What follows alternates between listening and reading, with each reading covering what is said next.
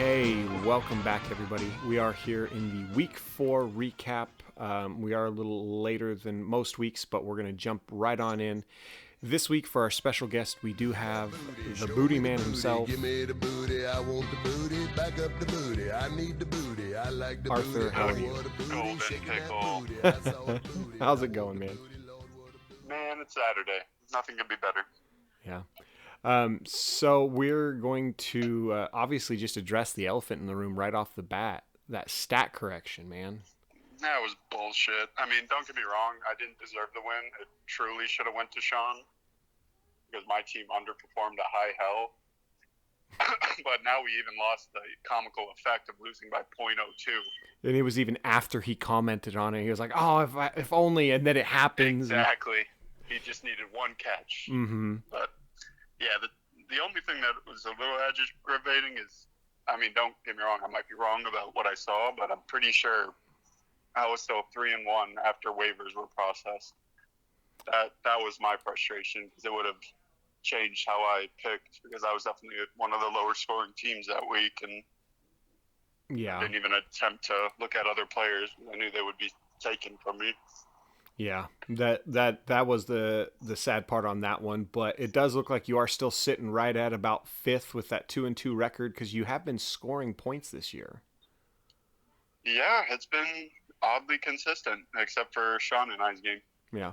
So with that game, that was 118.6 to 118.8. You taking the loss on that one. Other ones, it looks like Cass's point train finally ran out, getting decimated by Bear Down for balls deep. Chubbawamba lost to Masochistic Monkeys. That brings him up to 2-2 as well. Dark Knights barely edged out Clunge Plunger in a low-scoring affair as well. But the one I did want to talk about specifically was that utter decimation of Deshaun. Deshaun is now at 0-4. He is the only team at 0-4 because Zach just walloped him 232 to 144. Is that the highest point scoring game we've ever had in the league? It's not. The highest, I believe, is actually Sean from a couple years ago, and I can double check for the exact amount. I believe the highest is 247. So he's getting there, but not quite. With Deshaun, though, I wanted to ask you about that. What do you think's going on? I mean, outside of injuries, and he's sitting at 0-4. Now, there's one other time that he's gone this bad. He did go 0-5 before finally taking a win. So, in Deshaun's case and defense, it's like he's had a couple of weeks where he put points on the board and could have beat somebody else. It was just luck of the draw, like this week against Zach.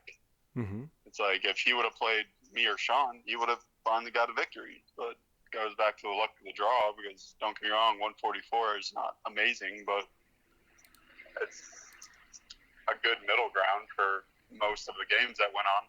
Yeah. Well, he is projected, if based on strength of the schedule right now, he does have some more tough games coming his way, but he should end up with about 4 wins. As of this week, based on moves and wins and losses, currently projected top 5 teams are actually Chubbawamba, Flaming Moe's, Sea Chicken Chokers, Steel Dynasty, and Bear Down for balls deep.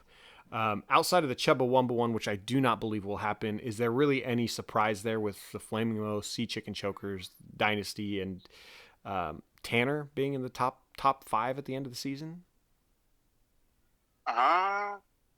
Did you say Clunge Plunger? No, he's actually projected, let me see here, 6th to finish out the season. All right, well, yeah, that's the only toilet bowl one that I would have called out. But no, everyone else is typically strong competitors. It's just consistency is a problem this year, and COVID's no help. Injuries are destroying teams, and we having to adapt to bullshit last-minute changes. Yeah, and there are more scheduled changes this week, and there's a nice segue into what I actually wanted to talk about next. There have been some thoughts about making some alterations, kicking around some ideas about how we can kind of adapt to this kind of a weird season. Obviously, at the draft, we did vote to add additional IR spots in the event of COVID IR. But so far from what I've seen, I think only one person, and that's Cam Newton, has been officially put on COVID IR from all of our starters. And correct me if I'm wrong there. No, he's the only one because everyone else is typically defensive players that have been hit. Yeah. Otherwise, it's just been obviously last week, Deshaun had the big fiasco of potentially losing out on the Chiefs game. We didn't know if it was going to happen. Now this week they obviously gave us a little bit more of a heads up, moving the Broncos and Patriots game, the Titans game, and even the Bills and Chiefs game for next week. So they're giving us a little bit of a heads up as best they can. But one suggestion that we have had, and I would love to hear your thoughts on it, is for this season alone, what would be your thought process if we were to just simply add a couple extra bench spots to kind of help accommodate some of the frustration that we're seeing with all these changes and just the unknown of it? In all honesty, I would vote against it. At the end of the day, that's just going to create absolutely no depth on the waiver wire, period. Sure. No hard decisions of who to drop, who to change. That's just a part of fantasy in my eyes. Don't get me wrong, I haven't been truly afflicted by it, so I don't have the personal grudge that Sean would. Mm-hmm. Or who has Cam Newton? Is it Zach? That's me, actually. Oh, or you in this case. I haven't been affected by losing one of my big positions. Mm-hmm. But in reality, it's similar to an injury. If they're out for a couple of weeks, same shit. It's unfortunate, but at the end of the day, I think it's just a part of how you adapt. Sure. And that has been one of the biggest kind of rebuttals to any sort of an alteration is there does need to be some sort of consistency, but it is just kind of adapt. And, injury is, especially game time decisions, those are the ones that really kind of bite you if something happens there. Which, again, yeah, the only person is I picked up the kicker, Gostkowski, the week prior because he was a pretty high-scoring kicker, and then next week COVID hit, so I had to drop him and pick somebody else up. And then I picked him up again, and his game got delayed again. It's just that's my only affliction is, ironically enough, a kicker. Yeah, but I mean, you always have issues with kickers, as I recall. Kickers and defense, is that right? I have no issue with defense. Look at my defense this week: 22 points. What? You are one of, I think, 2 teams that have kept a kicker into the following season, but it seemed to pay off. I'm pretty sure I'm the only team. No, JR did back in the day. He kept the Rams back when they were on their hot streak. But defensively, no, because didn't your dad keep the Vikings D? You might be right. I have to look into that one. Because I'm pretty sure the Vikings D or the Rams D were kept one year by somebody else. Yeah.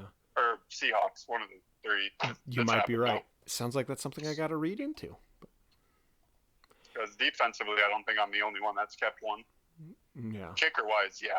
Yeah, you're the only one that did that. But with that, we're going to jump on over into just the recent transactions, hit a couple big ones.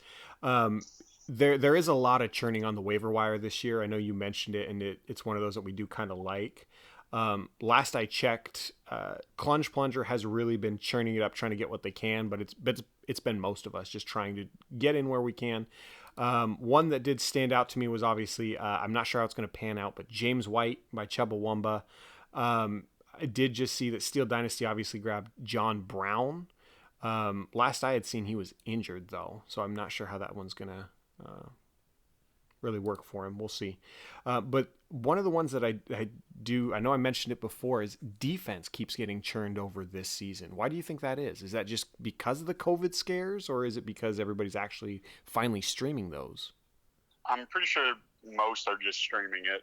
It's just because none of the ones that have been picked up, if they're going against a solid team, would never be utilized.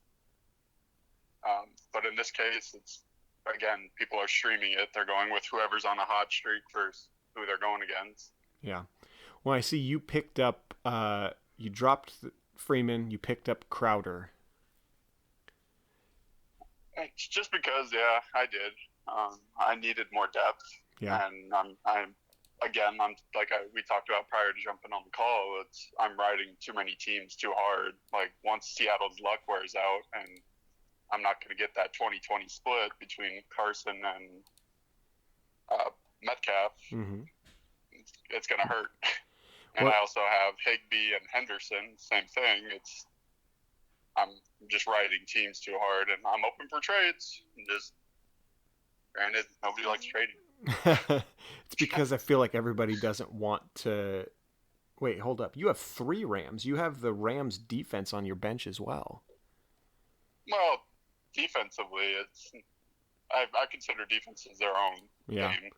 Come At the bye end of the week. day, they're truly doing their own thing. Yeah, but come your bye week, that's going to be a little bit of a headache, Oh, though. it's going to be a bitch, but I can just drop the Rams. I'm not going to get rid of the Bears because in reality, the Rams have not really performed crazily except for going against my team, the Giants, and Sure. that was the biggest scoring game they've had all year.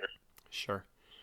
Well, as bye weeks do come on, it is going to get tougher and tougher. I know this is the first round of byes with Detroit and Green Bay. Those are the main ones that everybody seems to have. But we'll see how it goes, right? I mean, anything can happen. Yeah. But quick note for the league pick'em, anybody participating in that one, it does look like Sean has taken the lead. Tanner and Haley are right behind him. Zach as well. And I'm not quite keeping up. But then for the survivor pick, it does look like Haley is out now. Zach is the only one still in it. We'll see how long he can go this year. Otherwise, we are going to jump right on into this next week. I know because the Thursday night game did go through. There are some points on the board, but we are just going to talk matchups here real quick, if that's all right with you, sir. Works for me.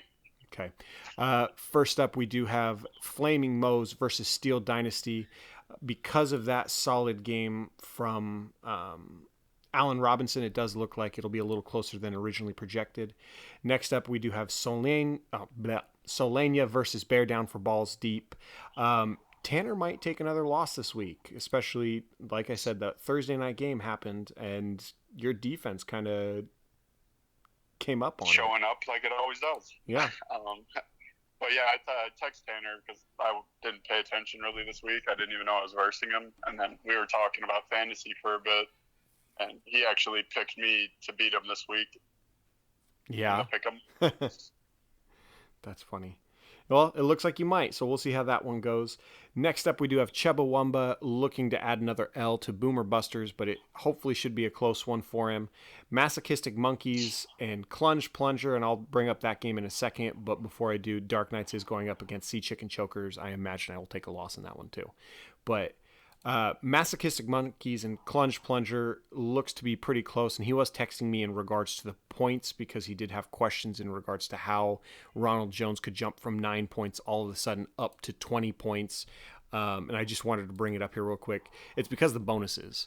The bonuses, once you hit a certain number of yards, you automatically get extra points. And if you can hit, 50, then 70, then I think it's 90, all of a sudden you go from 9 points to an additional, I want to say it's 10 points on top of it. So it does take that jump. But I personally, and you correct me if you think something else there, Arthur, I think it's one of those that our league is unique enough that when you do get those boom weeks, it's kind of fun to all of a sudden get all those points just stacking up on top of each other. And a good example is this last week of, say, Odell Beckham, where he gets 3 touchdowns out of nowhere. And I want to say it's the first time in how many games has he had that kind At of a least blow up? 18. Yeah. But when it finally I don't hits, think he's had that kind of game since he was with the Giants. yeah, when it finally hits though, it's one of those that you're just like, yes, that's what I'm talking about. But you get those situations where it's just like, great. don't get me wrong. Like, even if I played Zach last week, I would be like, holy shit, that's fucking impressive. Mm-hmm. Like, well deserved. It's just, you just got to accept it and just be in awe of that scoreboard constantly looking down on you. Yeah, I mean, it was the perfect week for him to hit, and he hit all of those bonuses at the same time. I mean, guys like Joe Mixon weren't doing anything, and all of a sudden it's like, oh, okay, yeah, he's got a solid team. But when you do hit those bonuses, like with Masochistic Monkeys, when he hit them all for Ronald Jones, I mean, that's a heck of a time to do it, and it works out in your favor if you can have it. But the bonuses are also good because even when you're playing the waiver wire, you're running an RB3 and they have a couple of big plays and then hit the bonuses. They truly just add more depth to your game, period. Mm-hmm. Yeah, and that's kind of what it was designed to do when we were putting the league together in the first place, was try to balance out the fact, even though you do have a guy like Patrick Mahomes that always hits every single bonus, even if Yeah, you had to play somebody like Gardner Minshew, you can get that. And so you could play a Minshew versus Mahomes, and it's not necessarily going to completely screw you over. exactly. I think it helps keep it interesting for people who don't know anything about football, Haley, Mm-hmm. or people who go into it half-assed like me. Oh, I thought you were going to be like people who don't, who don't pay attention to football, like Haley and Eli and Cass. No, I'm kidding. Cass actually pays attention, but Or Hayden. I mean, he was gifted glory, but how is he still fucking fighting for last? I don't know, man. He does play a lot of fantasy football. I've had him in a couple other leagues, and he's always competitive. So How come it doesn't show? give it time, man. Give him time. All right, next year, right? Yeah, well, it's a rebuilding year. That's what it is. Right. He's like the Browns. They just constantly rebuild, right? Perpetually. Okay. We are going to jump now on over into the power rankings. You had mentioned you'd been listening to them and they had been at least entertaining. You have not heard these yet, but I'm just going to kind of bounce them off you as we go through them, and we'll get your natural reactions. All right? Cool. All right. Last week's number one, this week's number one, as well as Sea Chicken Chokers. And now, because we are a quarter of the way through the season, we're going to juxtapose most valuable player and potentially least valuable player. So for Sea Chicken Chokers at number one, obviously most valuable player is Russell Wilson. He's been cooking. It's been great for him. But his least valuable player came from that trade. It's T.Y. Hilton. And despite a loss last week, Sea Chicken Chokers remain at the top of the power rankings, due in large part and possibly NFL's quarter season MVP is Russell Wilson. Russell Wilson didn't hit his projected points in the lone loss, but Aaron Jones was also consideration, thanks in part to his strong start to the season, including the 58-point effort in Week 2. But on the flip side, T.Y. Hilton has to be considered this team's least valuable player. A preseason trade for Hilton has yielded little results, but the good news is he's only been in the lineup for 2 games this season. We might be hearing about the other players involved in this trade later. Exactly. I was going to say Fournette really hasn't performed for Tanner at all. He's injury prone and hasn't really had many touches. Yeah. So what about T.Y. Hilton? Do you think it's going to pay out for Cass at all, or is it like kind of an A.J. Green situation, who I imagine he's going to be mentioned later as well? But I feel it's going to be like a boom and bust option because in reality, he's about to go against the Browns defense. And he might just have a blowout game. I think he's just a wild card player. Okay. I don't think there's going to be any consistency of like solid 15 points every game or so on and so forth. Sure. All right. But So I don't think Russell Wilson's slowing down either. I agree 100%. I would love to see him slow down, but that's just because he's not on my team. So I don't want to see him slow down. I just want him and Metcalf to be on the same page and reap those fantasy points. Yeah, it's win-win for me. I got it. Okay. So last week's number 5, this week's number 2, quite a jump up, is now Bear Down for Balls Deep. MVP is Aaron Rodgers. Least valuable player is Leonard Fournette, like we said. Blurb on this one is, it's tempting and probably more accurate to call Alvin Kamara this team's MVP, seeing as he is the overall RB1, but he was always expected to be in that conversation. Aaron Rodgers, however, was basically left for dead and completely disregarded during the draft season. This much maligned draft pick at the time for Bear Down for Balls Deep, Rodgers is proving that there's still plenty of jelly left in that donut, on his way to being the top fantasy QB after 4 weeks. That has really helped make Bear Down for Balls Deep a legitimate threat in this league. And Leonard Fournette, on the other hand, has been a major disappointment thus far. You may be saying, but didn't Fournette have a huge game in Week 2? The answer is yes, while riding the pine for this team. And now he's injured.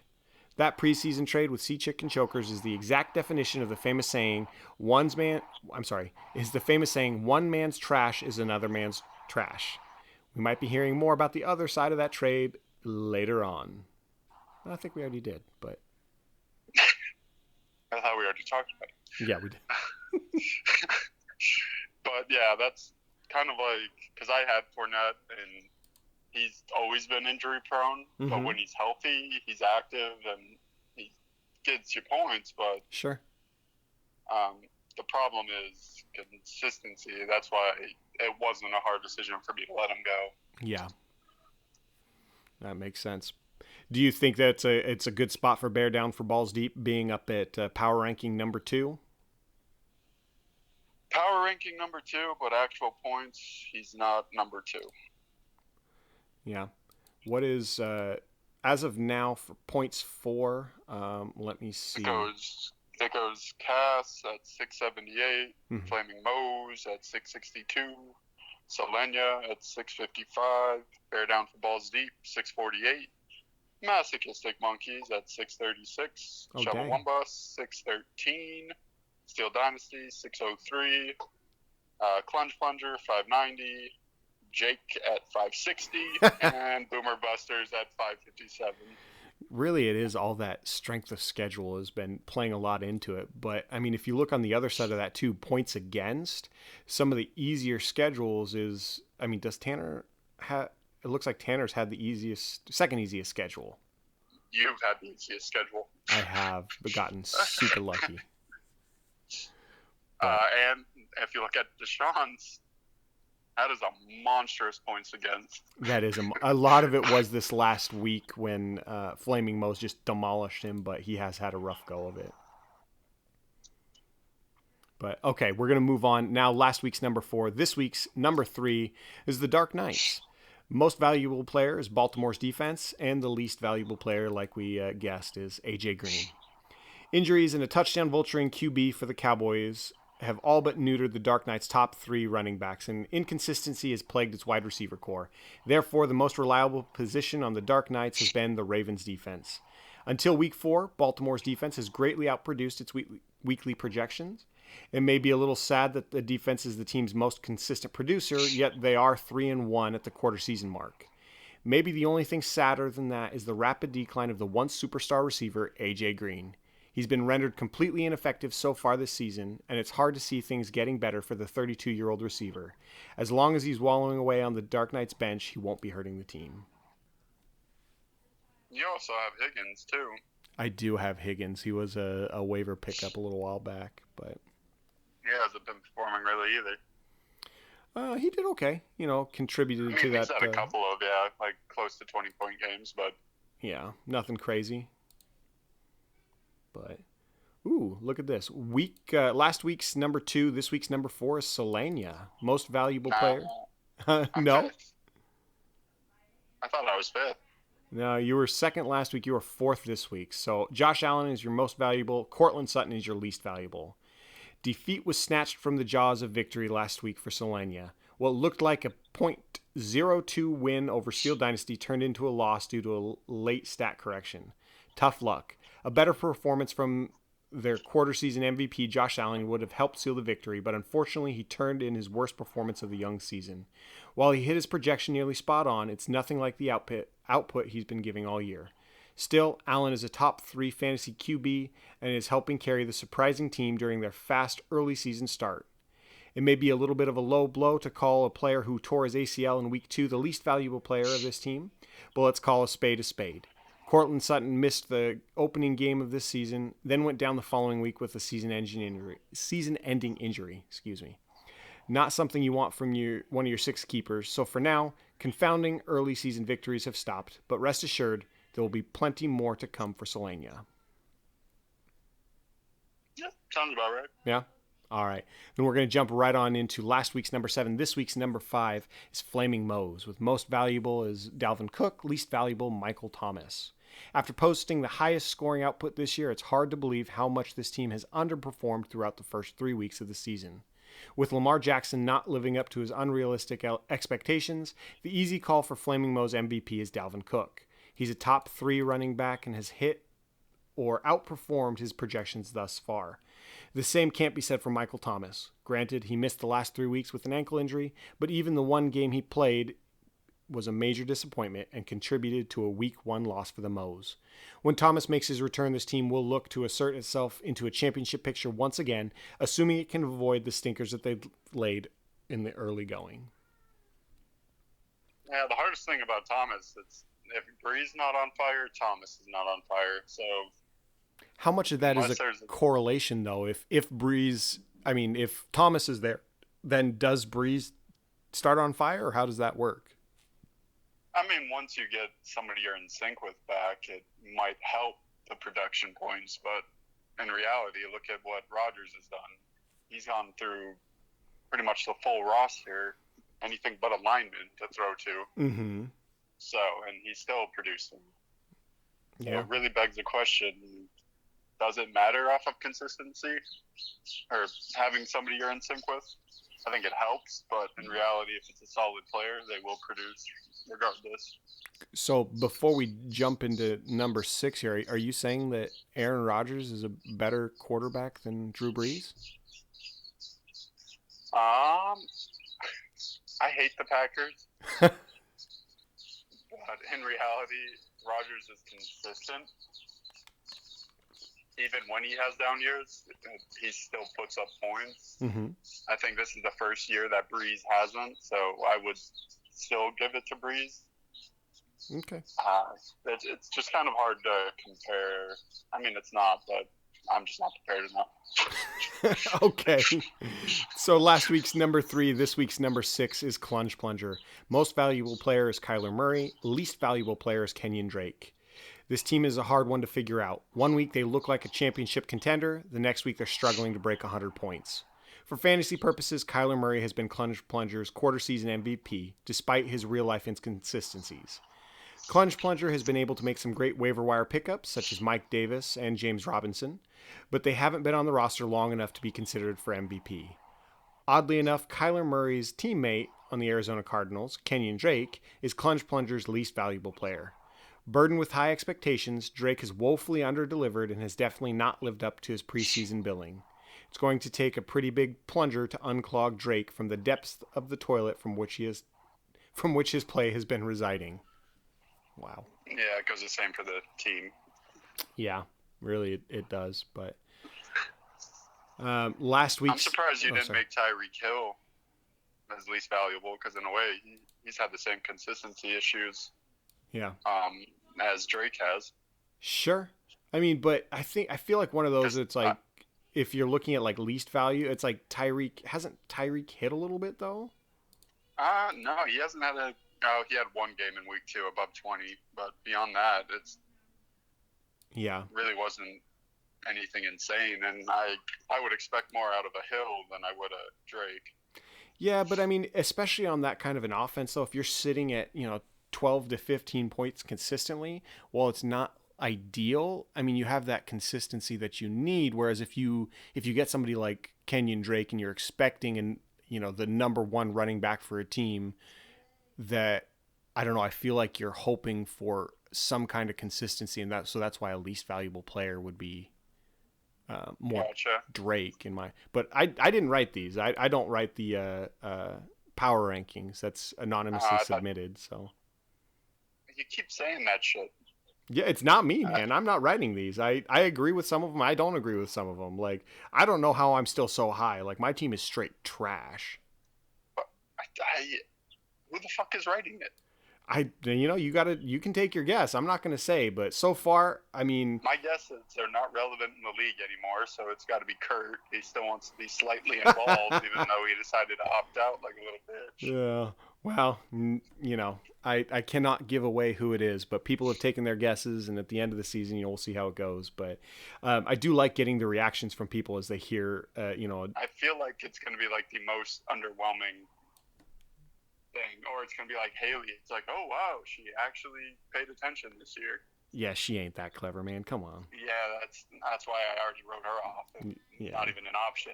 Yeah. Well, we'll finish out these last couple here, and then maybe you can take an official guess if you don't end up thinking it was Kurt. Will you tell me if I'm right? I will not. No. See, now why the fuck would I even care to make a guess? Because it keeps it interesting, man. No, that's stupid. Okay, fair enough. But we are going to keep going here. Last week's number 6, this week's number 7 is Steel Dynasty. Most valuable player is Calvin Ridley, and least is Chris Godwin and Kenny Galladay. It took a late week stat correction to give Steel Dynasty a razor-thin win over Solenya last week.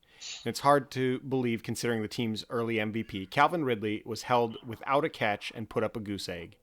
That terrible week aside, Ridley has been dominant, scoring multiple touchdowns in 2 weeks and going for over 100 yards in each of the previous 3 weeks. It's a good thing Ridley has been playing well this season because Kenny Galladay and Chris Godwin have been major disappointments. Of course, both have been dealing with injuries, but even in the games they've played, they have underwhelmed, much like the fantasy team to which they belong. No, that wouldn't make sense. Yeah, nice little jab at But the end. that's what surprised me the most was Ridley, because on Sunday, after I looked at the projections and everything, and going into Monday, I'm like, oh, fuck, I'm going to get destroyed now. Mm-hmm. And then Tanner texts me, he's like, oh, you're about to win by .02. I'm like, what the fuck? I'm like, how has he not caught a single thing against Green Bay? Yeah. Wow. That's the worst position to be in too. It's like you're expecting the loss and then it happens, and then obviously stat corrections happen, but it's just Bullshit. But continue. yeah, it happens. But all right, next up we do have last week's number 9. This week's number 8 is Masochistic Monkeys. Most valuable player is Dak Prescott. Least valuable player is Zach Ertz. It appears the only way Masochistic Monkeys can get a win is if they are playing fellow bottom-of-the-barrel teams. Regardless, they are surprisingly on a 2-game winning streak. The biggest reason for that is the play of Dak Prescott. Between throwing for 450 or more yards in 3 consecutive games and stealing red zone touchdowns from Ezekiel Elliott, Dak is now a top 3 fantasy quarterback so far. It just goes to show how terrible the owner of this team is, seeing as he complained that a much more competent owner selected Prescott for him in the draft, and he bitched about it. As for the least valuable player, Zach Ertz, has just not been getting it done. Unfortunately, it's probably more of the fault of his QB Carson Wentz and the horrible offensive line he plays behind, but the fact is Ertz's production is not that of a top 3 tight end he has been for the last few years.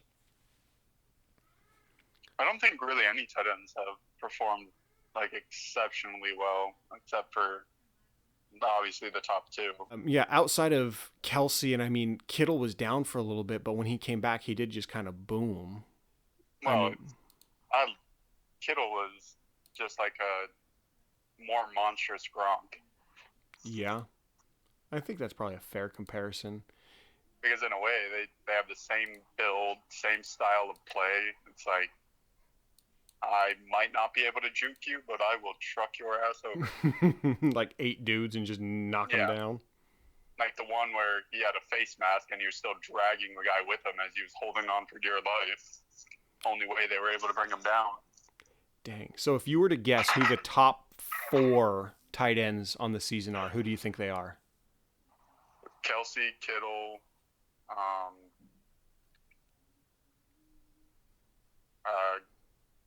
I would say Cook, but I don't think he's really performed that well, and maybe Graham. But yeah, so number 1 point scorer this year is it Robert Tonyan from the Green Bay Packers? Number 2 is Jimmy Graham. Number 3 is Travis Kelce. Number 4 is Mark Andrews. Who's on? Is that the Baltimore's? Yeah. That's kind of, I wouldn't have expected that, but I mean, it's especially when somebody like Ertz is projected top 3. He's not even in the top 10. Yeah, that surprised me. I knew the Green Bay started to utilize somebody that was healthy more. So it goes back to making a connection, and that's what Aaron Rodgers did. Got brain part. That's all right. All right, we're going to finish out these last 2 here real quick. Chubbawamba is at number 9. Last week's number 8. MVP is Tyler Lockett, and least valuable player is Le'Veon Bell. Much like Calvin Ridley with Steel Dynasty, Tyler Lockett was on an absolute tear until week 4. Unfortunately, Lockett hasn't been able to shoulder the load alone, as Chubbawamba has been bit by the injury bug, losing their star tight end for a couple weeks, their first-round running back since week 1, and losing their 2 star running backs in week 4. Speaking of that, first-round running back Le'Veon Bell is easily this team's least valuable player. Injured during the first game of the season, Bell looked horrible anyway, and it might be time to cut bait with him. I don't know what's harder to watch, Le'Veon Bell's plodding around the field or Chubbawamba's season circling the drain. At least I get some joy out of watching Haley fail. Watching Bell not succeed is kind of a bummer. Yeah, I agree on that one. He kind of changed the style of run. It was more patient instead of just moving right away. That ground and pound that Yeah, everybody else does. Yeah. or even a receiving back, anything like that. Definitely more nuanced. Yeah. But all right. And then last one on here. Last week's number 10, this week's number 10 as well, is Boomer Busters. Most valuable player is Patrick Mahomes. Least valuable player is the entire running back position. The question was posed before the season began: is there such a thing as a one-man fantasy football team? I think that question has been answered with a resounding yes. Patrick Mahomes is clearly the only productive player on this team. Unfortunately for Boomer Busters, it's yet to result in a win. Even though Mahomes is still a top 5 fantasy QB, he is falling short of his lofty expectations. If it wasn't for that 61-point outburst in week 3, who knows what the narrative of his early season performance would be. That being said, we know what the narrative we know what the narrative of Boomer Buster's season is right now, and it's that of a cellar dweller. A big reason for that is the absolute monstrosity that is the running back situation. It's hard to single out just one of the least valuable players, as Cam Akers, Marlon Mack, David Montgomery have shit the bed for one reason or another. And it's not like they've had much luck on the waiver wire, as many of the running backs that they picked up have either gotten injured or become instantly irrelevant upon joining the team. Maybe the real least valuable player is the owner himself. Yeah, funny thing is, I was about to talk about Mark Andrews, but because Kelsey actually has scored more points than Andrews all year. Yeah. Because I'm trying to shift the focus to something actually relevant in this league. Okay. And that is not the Boomer Busters. Okay. Yeah, he's had a rough go of it, but Yeah, he's definitely had some shit luck. It's always funny to watch. It happens. But sad truth is, he'll somehow fucking climb his way up second half of the season. He will. I mean, I don't know if he'll. That's all he'll do. And I keep telling even Haley the same thing when she gets another injury. I'm like, hey, just so long as you win that last game of the season, the rest of the games don't matter. Just don't get 10th and you're fine. But exactly. Yeah, I mean, he does always manage to churn the waivers. It's been a little tougher this year, obviously, in its own right, but everybody has been churning waivers. Yeah, because, I mean, like I was talking about, there's no depth. That's why even if we add more slots to a bench for the COVID season, it makes no sense because there's nobody you can fucking add anyway. Yeah. Last I checked, and I'm just going to verify real quick for the moves. It does look like Clunge Plunger and Chubba Wumba are both at 14, then Boomer Busters is at 12, Bear Down for Balls Deep, Dark Knights, Solenya are all at 9, and then Flaming Moe's Masochistic Monkeys are at 7, Steel Dynasty 5, and Sea Chicken Chokers, I don't know what it is, and I want to say it was the last time he won a championship as well. He doesn't churn the waiver wire when he has a winning season. It just, for whatever reason, it doesn't happen. He doesn't have to. I mean, we've looked at his core. We've looked at his strength and depth of his team. There's absolutely no reason for him to churn unless he's just playing the week of dropping a kicker and picking somebody else up. Yeah. There's nothing else he really needs to do to solidify his team anymore. I mean, is he really that good of a fantasy football player that he can, he drafts so well? No, I think he just got fucking lucky. but I mean, okay, let's say he wins this season. That's 3 times. He's the only team that's won multiple times in our league. But sad truth is, he went in just as half-assed and drunk as I did last year, and he somehow pulled it out. But no, he lost last year. He lost last year. That's right. I'm lying. Still waiting for that punishment video to come through. Oh no, somehow I'm involved. I'm okay with it, but it's just a matter of when we'll actually fucking do it. Yeah, but, we are all looking forward to that. But otherwise, sirs, we do look to wrap this up for you. Is there anything that you want to throw out trash talk-wise or anything else you want to bring out? No, I mean, I've kind of already threw a couple of digs at people throughout this. The reason I stayed silent this whole year is because my team is lucky. Now, I came in half-baked and dangerous, and somehow I'm doing all right. Well, one would argue since you did that last year too, and you managed to stay on top for it, is it still, is it luck or is there actually some skill there? Nope, definitely luck. It's 100% luck. Okay. Well, no, don't get me wrong.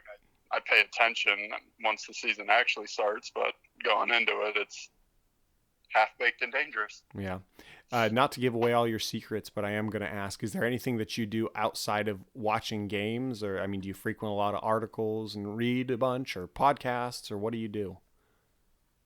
I don't do any of that fucking stuff. I don't have time. I literally just watch transaction trends, like what everybody else does, and then actually look at their season and see if there's actually a consistency to it. I don't just jump in and grab the first player that has a good week. Yeah. But beyond that, no, I don't go overboard because I don't have time for that shit. All right. Fair enough, sir. Well, I do appreciate you getting on here and chatting with me here, and hopefully we'll have you on again by the end of the season. But good luck to you in the rest of the year, and hopefully that injury bug doesn't bite you. Well, hopefully, because there's no depth left in the waiver wire. That is true. But all right, sir. Thank you so much, and until next time. Until next time.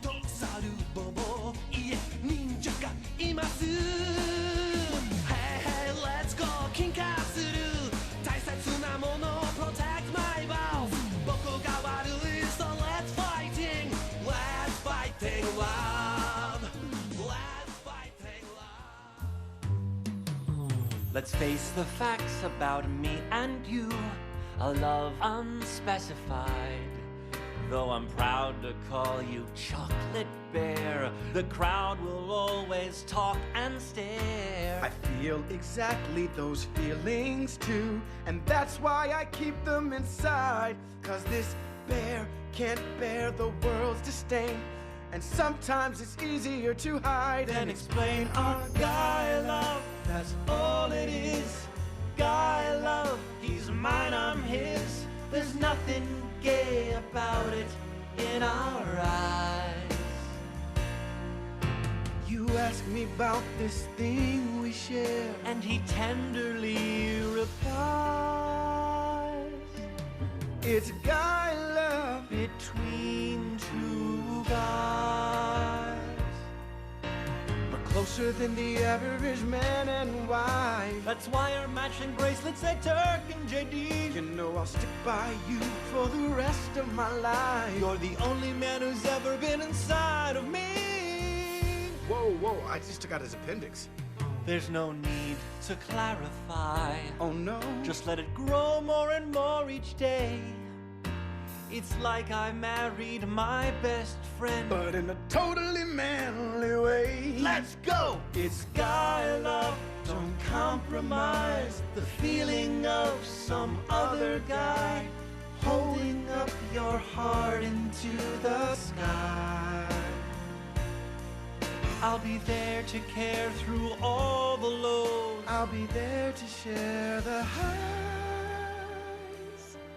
It's guy love between two guys. And when I say I love you, Turk, it's not what it implies. It's guy love between two guys. No hands.